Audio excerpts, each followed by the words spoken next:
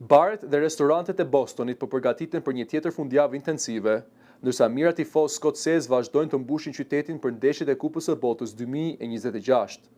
Të njohur si Tartan Army, mbështetësit e kombëtarës së Skocisë kanë tërhequr vëmendjen jo vetëm për atmosferën festive, por edhe për konsumin e jashtëzakonshëm të birës. Gjatë fundjavës së parë të turneut, disa bare raportuan se rezervat e tyre u shtëruan pothuajse plotësisht për shkak të fluksit të madh të tifozëve. Entuziazmi u shtua pasi Skocia fitoi ndeshjen e saj të parë të Kupës së Botës kundër Haitit, duke shënuar një rikthim historik në turne pas mungesës që prej vitit 1998. Menaxheri i përgjithshëm i barit, Sam Adams, Taproom, në qendër të Bostonit, Billy DeCane, tregoi se situata ishte e pazakontë.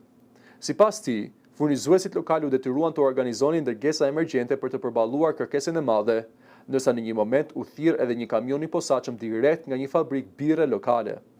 DeCane tha se stafi punoi pa ndërprerje gjatë gjithë fundjavës dhe mbeti i habitur nga energjia e tifozëve skocez, të cilët vazhdonin festimet që në orët e parë të mëngjesit. Atmosfera festive është mirëpritur edhe nga autoritetet lokale.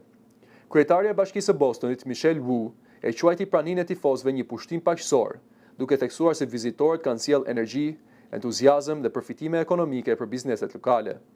Sipas saj, qyteti është krenar që po pret tifoz nga gjithë bota dhe ka mundësinë të tregojë mikpritjen dhe kulturën e Bostonit. Ndërkohë, bizneset po shtojnë rezervat e birës dhe po përforcojnë stafet e tyre në pritje të ndeshjes së radhës së Skocisë kundër Marokut, e cila do të zhvillohet të premte në Boston.